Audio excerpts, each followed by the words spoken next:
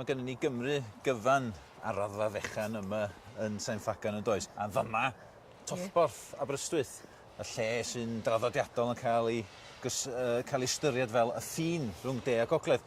Ond yn dafodiaethol, gweithio'r ffaith bod ni'n gwybod bod yna rei pethau sydd yn perthyn i'r gogledd, pethau eraill yn perthyn i'r de. Lle mae rhywun medru lleoli'r ffin rhwng dydw ni mas ac allan? Wel, dyw'r ffin ddim fel mae pobl yn disgwyl bod chi'n gallu sefyll un ochr i'r linell rhanweledig yma, a mae pawb ar ochr yma yn defnyddio mas, a sneidwch i'r ochr arall ych chi'n defnyddio allan. Nid fel yna, mae pethau. Mae'n ardal draws newid fel arfer. Mae yna bopti fan hyn o Aberystwyth fel mae'n digwydd, ond nid popti yw'r gair arferol am beth ni'n alw'n ffwrn yn y de yn ardal Aberystwyth. Mae rhaid chi fynd ymhellach i'r gogledd i ddyffryn Dyfi cyn dod o hyd i bobl sy'n defnyddio popti.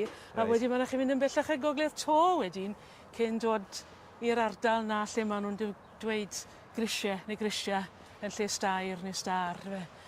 Lle mae'r ardal draws newid na, beth ni'n alw'n ardal draws newid, mae'r ffin rhwng gogledd a de yn ymestyn ar draws eitha diriogaeth.